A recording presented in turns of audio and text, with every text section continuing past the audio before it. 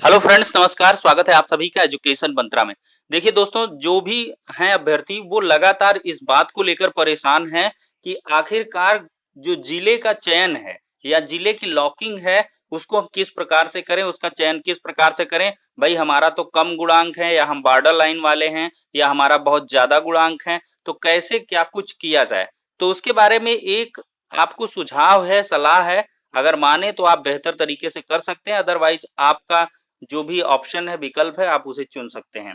लेकिन किस प्रकार से क्या कुछ मेरिट बनेगी, पहले कौन-सा जिला चुनें, अधिक सीट वाला या गृह जनपद वाला, और कौन से जिले सबसे ज़्यादा सेफ होंगे, कम गुणांक, अधिक गुणांक, कौन कितना किस प्रकार से वैरी करेगा, ये सारी की सारी चीज़ें आपको इस वीडियो सेशन के माध्यम से मिल जाएँगी।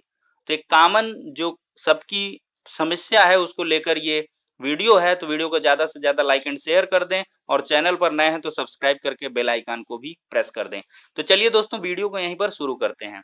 सबसे पहले तो अभ्यर्थियों को चयन प्रक्रिया में मेरिट किस प्रकार से बनेगी, इसके बारे में कन्फ्यूज़न है। यानी कि मेरिट का निर्धारण किस प्रकार से होगा और किस प्रकार से फिर उनके जिलों को आवंटित किया जाए, इसको लेकर के कन्फ्यूजन की स्थिति है। देखिए पिछली दफा क्या हुआ था, देखिए ये जो प्रक्रियाएं हैं, पहले क्या होती थी, जनपद स्तर पर संपादित हुआ करती थी, जिले के लिए विज्ञप्ति आती थी, जिलेवार जो है मेरिट बनती थी और जिलेवार आवेदन किया जाता था और प्रशिक्षण जनपद को ही गृह जनपद मान लिया जाता था और सिर्फ वहीं से प्रशिक्षण प्राप्त अभ्यर्थी उसमें फॉर्म को अप्लाई करते थे। और फिर इसके बाद जैसे मान लिया आगरा में 100 सीट है तो 100 सीटों पर आगरा से प्रशिक्षण प्राप्त जितने जनपद है सब अप्लाई कर दिया करते थे। फिर इसके बाद उसका कट ऑफ डिसाइड हो जाता था और अगर सीटें रिक्त होती थी तो सेकेंड राउंड काउंसलिंग में पूरे उत्तर प्रदेश से अभ्यर्थियों को बुला लिया जाता था। ये है जिला वरीयता, जो कि एक गलत नियम था, चूंकि जहां पर कम सीटें हैं तो अधिक अधिक गुणांक होते हुए भी अभ्यर्थी अचयनित रह जाया करते थे और जहां पर बहुत ज्यादा सीटें आ जाती थी तो कम गुणांक वाला भी वहां पर चयनित हो जाया करता था।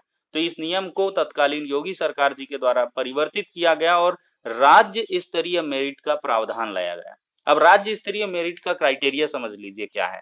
राज्य स्तरीय मेरिट का मतलब है जिलेवार पदों की विज्ञप्तियां तो प्रकाशित होंगी, मतलब जिलेवार पदों का आंकड़ा तो आपको दिया रहेगा, लेकिन जो मेरिट बनेगी वो राज्य स्तरीय बनेगी और राज्य स्तरीय मेरिट के आधार पर ही आपके जनपद को आवंटित किया जाएगा। लेकिन इसमें क्या है कि कुछ खामियां पिछली बार रह गई, जिसकी वजह से जो डिस्ट्रिक्ट चॉइस का केस है वो हाई कोर्ट की सिंगल बेंच में गया और जहां पर देखिए विसंगतियां क्या हुई थी। पहले 41,556 लोग जो यानी कि रिजल्ट में पास हुए थे उनको लेकर आवंटन किया गया और जिससे ओवरलैपिंग प्रकरण के कारण लगभग 6,000 जनरल कैंडिडेट्स जो यूआर के थे वो बाहर हो गए। तो फिर उनके लिए द्वितीय सूची जारी की गई और फिर से उनका आवंटन किया गया। तो इसमें बहुत सारी विसंगतियां आ गई कि कम गुणांक वाला गृह जनपद पा गया नजदीक का जिला और जो अधिक गुणांक का अभ्यर्थी था वो सुदूर जनपद में जाके उसका चयन हो पाया। और इसके बाद जो मेरिटोरियस रिजर्व कैटेगरी कैंडिडेट्स हैं उनको लेकर भी विसंगतियां हो गई कि उनको यूआर की सीट से क्वालिफाई करा के दूर के जिले आवंटित हुए। तो इन सब का केस का ऑर्डर भी डिवीजन बेंच तक गया मामला, फिर वहां से रिवर्ट होकर सिंगल बेंच आया। अभी कुछ दिन पहले ही वहां से प्रकाश पाड़िया जी की बेंच से वो डिसीजन भी आया है कि मेरिटोरियस रिजर्व कैटेगरी कैंडिडेट्स को उनकी रिजर्व कैटेगरी में जिला आवंटित किया जाए और उनके जिला आवंटन को निरस्त कर दिया गया।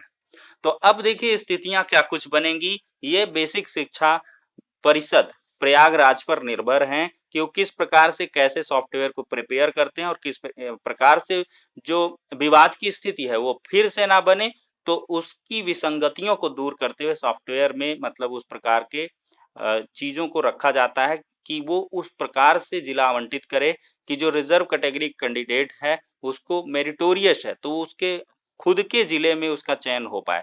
तो देखिए पहले मेरिट का आधार देख लें कैसे क्या कुछ बनती है। पहले तो ये जिलों का आंकड़ा, इस पर डिस्कशन पहले होगा, बाद में होगा। देखिए जैसे 69,000 हमारे पास सीटें हैं तो यूआर की सीटें लगभग 34,500 की, एक मोटा मोटा आंकड़ा ले रहे हैं। और इसके बाद ओबीसी की लगभग सीटें हो जाएंगी, फिर एससी की हो जाएंगी। तो देखिए इनका क्या है कि जो मेरिटोरियस रिजर्व कैटेगरी कैंडिडेट्स होंगे उनको और यूआर को, मतलब 69,000 में 34,500 सबसे हाई गुणांक वाले कैंडिडेट को ले लिया जाएगा। फिर उनकी डिस्ट्रिक्ट चॉइस देखी जाएगी। जैसे किसी राम प्रसाद बंदा है, उसने पहले जिले को बदायूं चॉइस किया है, तो बदायूं में देखा जाएगा कितनों ने पहली बार के लिए बदायूं को चॉइस किया है।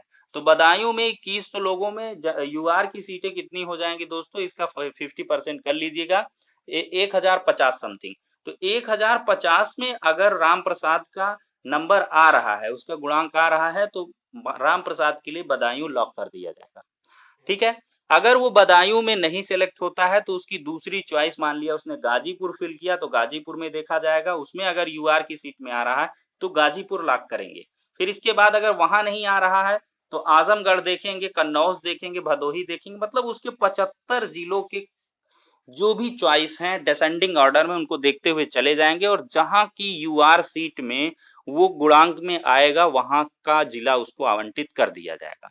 और यहाँ पर रिजर्व कैटेगरी के लिए सबसे बेहतर कार्य ये है कि मान लिया कोई जो है राम प्रसाद बंदा है, राम प्रसाद है, उसने क्या है कि उसका मान लिया ओबीसी या एससी कम्युनिटी का कैंडिडेट है और उसने यूआर की सीट को क्वालिफाई किया, मतलब यूआर के गुणांक को, तो उसको यूआर के 75 जनपदों में उसको फाइट कराया जाए, और फिर इसके बाद जहां की यूआर की सीट में वो आ जाए तो उसको दे दिया जाए। पिछली बार ये हुआ जो कि गलत हुआ था और इसको कोर्ट ने गलत माना है।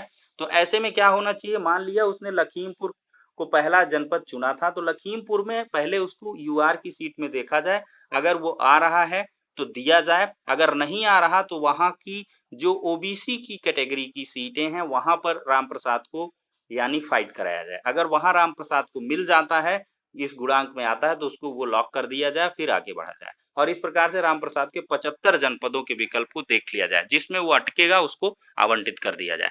तो ये एक सही प्रक्रिया है, इस आधार पे आवंटन होना चाहिए, और इसी प्रकार से उम्मीद है कि इस बार होगा, जिससे कि विसंगतियां ना आए और ये जो है कोर्ट में फिर से मैटर ना जाए।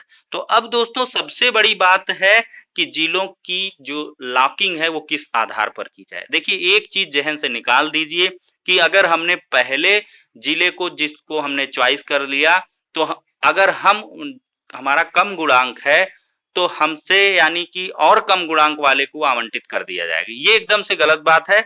मेरिट के आधार पर ही आपको जिला आवंटित किया जाएगा, लेकिन उसमें ये बात है कि चॉइस फिलिंग में मान लिया आपके सेम गुणांक का कोई बंदा है और दोनों लोगों ने अगर सीतापुर सेलेक्ट कर रखा है, लेकिन क्या हुआ कि सीतापुर आपने पहली चॉइस पर लिया है, जबकि दूसरा आपकी सेम मेरिट के बंदे ने सीतापुर को दूसरी चॉइस पे लिया है, तो जिसकी जो है सेम गुणांक में पहली चॉइस होगी उसको पहले आवंटित हो जाएगा। तो ये प्रक्रिया है। तो कुल मिलाकर मेरी सलाह अगर आप माने तो सबसे पहले आप अपने गृह जनपद को ही चुने। देखिए गृह जनपद हर एक बंदा जो भी होता है वो चाहता है कि जो भी नौकरी मिले, रोजगार परक हूं, तो मैं अपने घर परिवार के साथ वक्त बिताऊं, घर परिवार के साथ रहूं, माता पिता या पारिवारिक जिम्मेदारियां, तमाम चीजें, एक सामाजिक उत्तरदायित्व तो रहता है। तो इन सभी चीजों को देखते हुए आप पहले पहले सबसे देख लीजिए कि गृह जनपद ही चुने, गृह जनपद, और गृह जनपद चुनने के बाद गृह जनपद से फिर दूरी के हिसाब से जो अन्य जिले हैं उनको चुनते चले जाएं। देखिए इसमें यह है, आप बिल्कुल ना घबराइएगा कि मेरे अगर मथुरा में 690 अगर यहाँ पर नहीं हुआ तो फिर मेरा फिर कहीं नहीं होगा। आपको 75 जनपदों में चॉइस कराया जा रहा है, तो आप डिसेंडिंग ऑर्डर में बढ़ते जाए। मान लिया यहाँ पर आपका मुरादाबाद गृह जनपद है, तो मुरादाबाद के आसपास जनपदों की सीटों को देख लें। अगर मुरादाबाद, अब देखिए यहाँ पर जैसे गाजियाबाद है, गाजियाबाद में सिर्फ 2 सीटें हैं, तो अगर गाजियाबाद आपका गृह जनपद है और यहाँ पर लॉक करने का आपको कोई मतलब नहीं निकलने वाला है, तो इसके अगल-बगल के जिलों को लॉक करना शुरू करिए और 75 जिलों को भर डालिए एकदम से। और इसमें जो है एकदम से ये ध्यान ना दीजिएगा कि जहाँ ज़्यादा सीटें हैं मैं उनको लपक लूँ पहले, तो मुझको वो पहले मिल जाएगा। ऐसी बात नहीं है, वो आपको मिलेगा ही मिलेगा।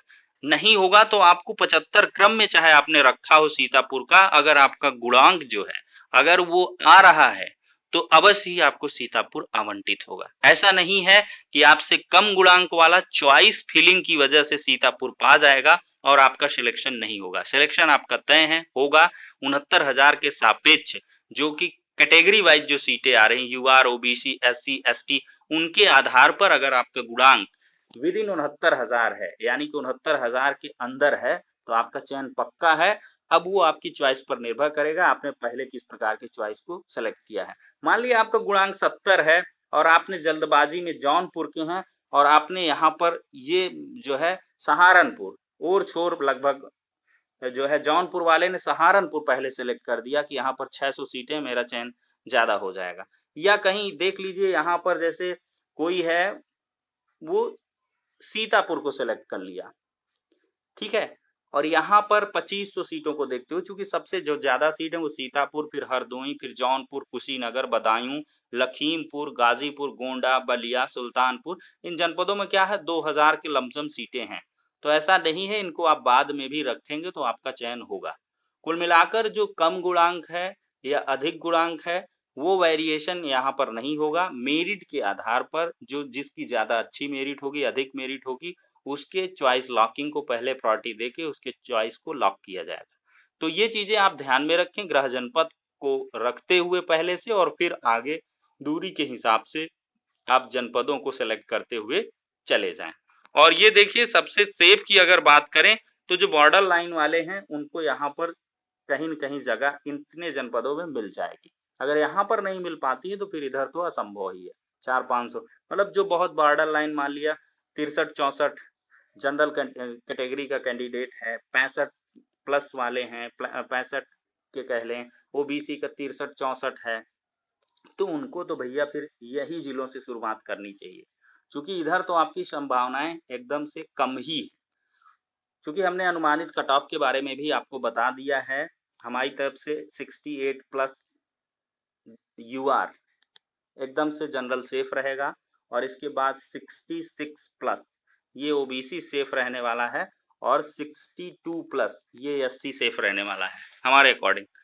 और देखिए ये जैसे 68-500 वाले जो हैं, अगर वो सारी की सारी सीट्स वगैरह छोड़ते हैं और उनको एनओसी देने में दिक्कत आती है, और इसके बाद और सारी कंडीशंस आती हैं कुछ, यानी कि और जैसे कुछ कैटेगरी वाले या कुछ ऐसे अभ्यर्थी हैं जिन्होंने बाद में अपनी मार्कशीट को गेन किया है, और अपीयरिंग वाले वो सब बाहर होते हैं, तो ये आंकड़ा आउट डाउन हो सकता है। 2-2 लगभग गुणांक 66 वाले जनरल भी सेफ हो सकते हैं, 66, 64, फिर उधर 60।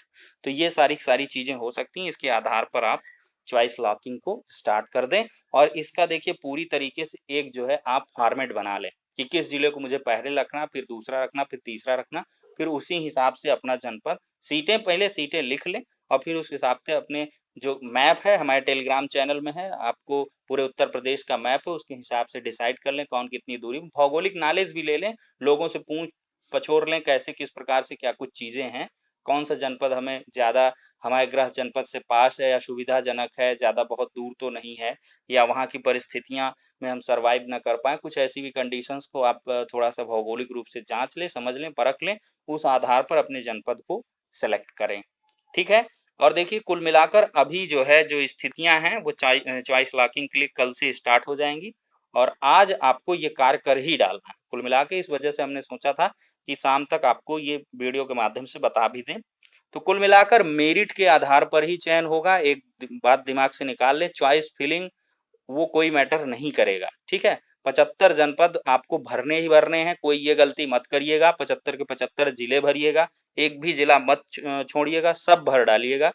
एक तरफ से 1 से 75 क्रम में आपको कोई ना कोई जिला अवश्य आवंटित हो जाएगा, ठीक है? फिर उसके बाद काउंसलिंग करवाइए, डॉक्यूमेंट सब कुछ सही है तो नियुक्ति पत्र आपको मिलना तय है फर्स्ट राउंड में, जिसका चॉइस लॉकिंग में नाम आ जाएगा। तो ठीक है दोस्तों, अब तक के वीडियो के लिए इतना ही, नेक्स्ट वीडियो में मिलते हैं, तब तक के लिए शुक्रिया, धन्यवाद।